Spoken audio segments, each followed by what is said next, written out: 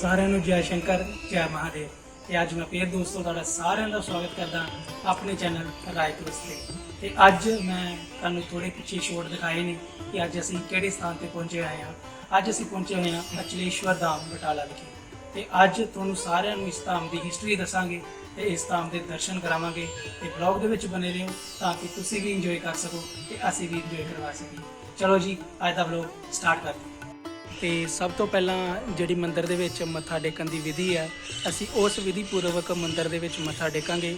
ਸਭ ਤੋਂ ਪਹਿਲਾਂ ਮੰਦਿਰ ਦੇ ਵਿੱਚ ਜਾਣ ਤੋਂ ਪਹਿਲਾਂ ਸਾਨੂੰ ਇਸ਼ਨਾਨ ਕਰਨਾ ਜਿਹੜਾ ਉਹ ਜ਼ਰੂਰੀ ਹੁੰਦਾ ਤੇ ਅਸੀਂ ਸਰੋਵਰ ਦੇ ਲਾਗੇ ਪਹੁੰਚੇ ਹੋਏ ਹਾਂ ਤੇ ਅਗਲਾ ਸ਼ੋਟ ਜਿਹੜਾ ਤੁਹਾਨੂੰ ਇਸ਼ਨਾਨ ਕਰਦਿਆਂ ਦਾ ਦਿਖਾਉਂਦੇ ਹਾਂ।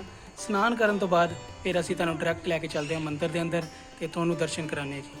ਉਹ ਜੀ ਮੇਰੇ ਪਿੱਛੇ ਤੁਸੀਂ ਦੇਖ ਸਕਦੇ ਹੋ ਅਸੀਂ ਪਹੁੰਚ ਚੁੱਕੇ ਹਾਂ ਸਰੋਵਰ ਤੇ ਸਰੋਵਰ 'ਚ ਹੁਣ ਇਸ਼ਨਾਨ ਕਰਦੇ ਹਾਂ ਤੇ ਇਸ਼ਨਾਨ ਕਰਦੇ ਕਰਦੇ ਤੁਹਾਨੂੰ 2-4 ਸ਼ੋਟ ਦਿਖਾਵਾਂਗੇ ਤੇ ਫਿਰ ਅਸੀਂ ਮੰਦਿਰ ਦੇ ਅੰਦਰ ਜਾਵਾਂਗੇ ਤੇ ਮੰਦਿਰ ਦੇ ਅੰਦਰ ਜਾ ਕਰਕੇ ਤੁਹਾਨੂੰ ਸਾਰਿਆਂ ਨੂੰ ਜਿਹੜਾ ਉਹ ਦਰਸ਼ਨ ਕਰਾਵਾਂਗੇ।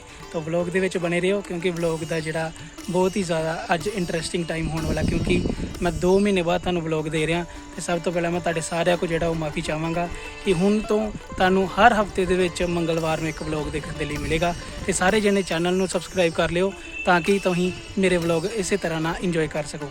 ਮੇਰੇ ਜ਼ਿਆਦਾਤਰ ਵਲੌਗ ਜਿਹੜੇ ਉਹ ਧਾਰਮਿਕ ਹੀ ਹੋਣਗੇ, ਪਰ ਥੋੜ੍ਹੇ ਸਮੇਂ ਤੱਕ ਭੋਲੇ ਸ਼ੰਕਰ ਜੀ ਦੀ ਕਿਰਪਾ ਦੇ ਨਾਲ ਅਸੀਂ ਮੋਟੋ ਵਲੌਗਿੰਗ ਸਟਾਰਟ ਕਰਨ ਜਾ ਰਹੇ ਹਾਂ।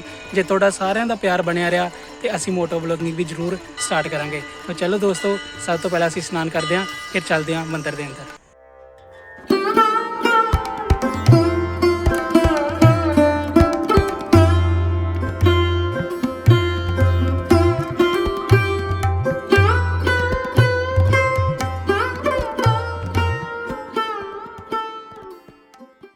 ਲੋ ਜੀ ਇਸ ਟਾਈਮ ਹੁਣ ਅਸੀਂ ਜਾ ਰਹੇ ਹਾਂ ਮੇਨ ਮੰਦਿਰ ਦੇ ਅੰਦਰ ਤੁਹਾਨੂੰ ਦਰਸ਼ਨ ਕਰਾਉਣ ਦੇ ਲਈ।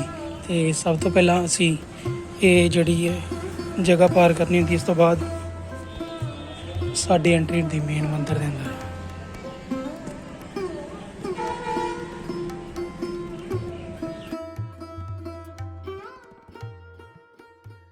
मैं आचार्य कमलपुरी, आप सभी का श्री अचलेश्वर धाम में बहुत बहुत स्वागत है।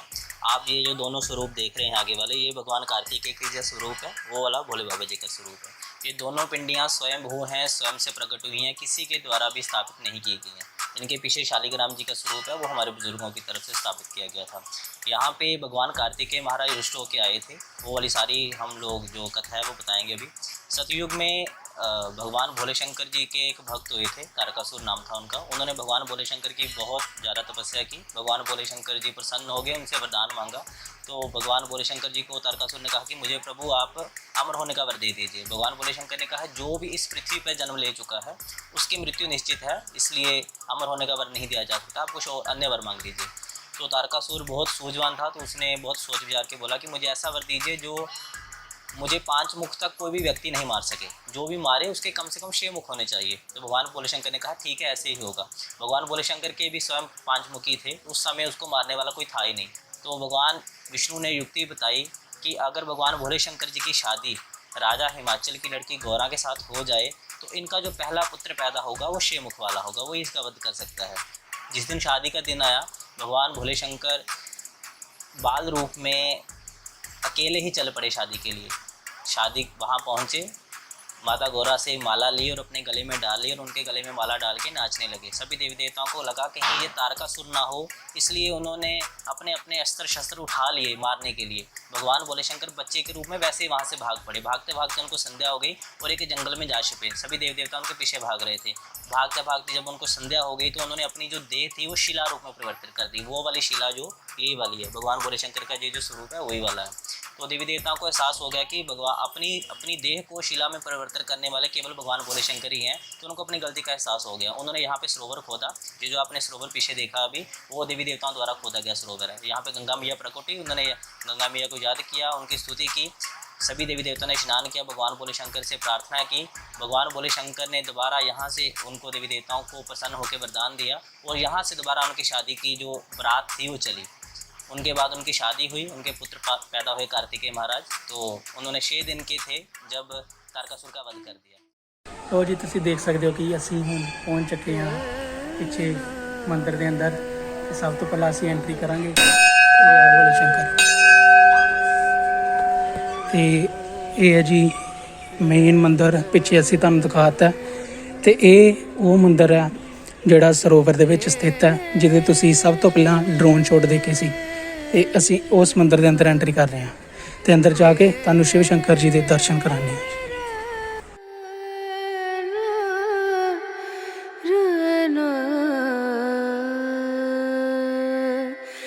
नजरिया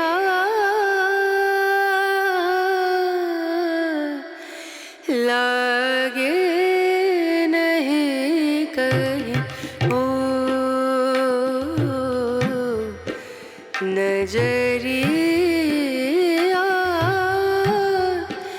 लागे नहीं कहीं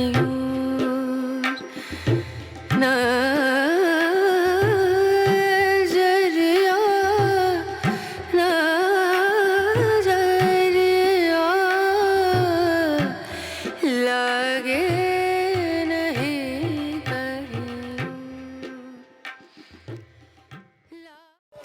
उसके बाद युग पलटा और त्रेता में भगवान भोले शंकर ने अपने दोनों पुत्रों को बुला के बोला कि जो पृथ्वी की पहले प्रदक्षिणा करके आएगा उसको राजगद्दी दी जाएगी। कार्तिकेय महाराज मोर की सवारी करते थे तो उन्होंने वो मोर पे चल पड़े। अभी गणपति जी चूहे की सवारी, मूषक की सवारी करते थे तो उनको लगा कि मैं शायद हार जाऊंगा, तो उन्होंने अपने माता पिता की प्रदक्षिणा करके बोल दिया कि मैंने पृथ्वी की प्रदक्षिणा कर ली है। भगवान भोले शंकर ने बोला कि आपने कैसे कर लिया?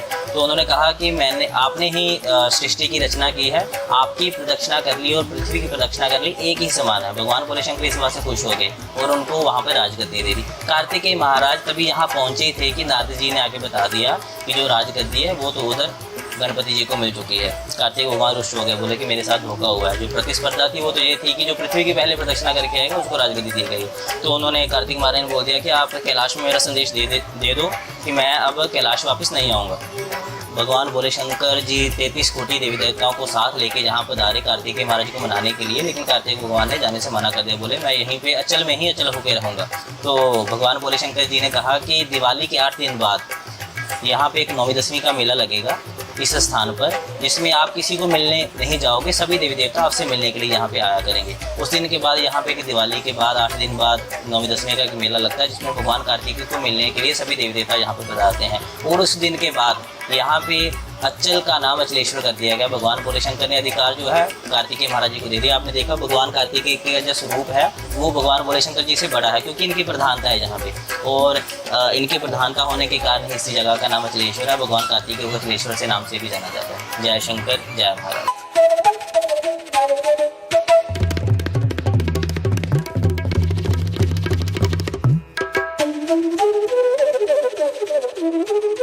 आप श्री गुरु ग्रंथ साहिब जी को पढ़ते हैं तो उसमें बीच में कुछ पंक्तियाँ आती हैं, मेला सुन शिवरात दा बाबा अचल बटैले आई। तो यहाँ पे शिवरात्रि का मेला लगता है, क्योंकि यहाँ पे भोले बाबा जी विराजमान है, तो शिवरात्रि का मेला तो लगेगा ही। तो शिवरात्रि का मेला देखने के लिए बाबा नानक जी जो यहाँ पे पधारे थे, सिद्धों के साथ उन्होंने गोष्ठी भी की थी, और उसके बाद उन्होंने एक दातुन करके वहाँ पे फेंक दी थी जो किक्कर की थी। तो जो उनके साथ थे मर्दाना जी, तो उन्होंने बोला कि किक्कर की जो वृक्ष होता है उस पर कांटे लगते हैं, अगर कभी यहाँ पे गुरुद्वारा बन गया तो भक्तों को कांटे चुभेंगे। तो बाबा जी ने बोल दिया कि जड़ किक्कर की होगी लेकिन लगेंगे बेर। आप देखोगे जाके तो वो नीचे किक्कर है, ऊपर बेर लगते हैं। महाराज की इतनी कृपा है जी।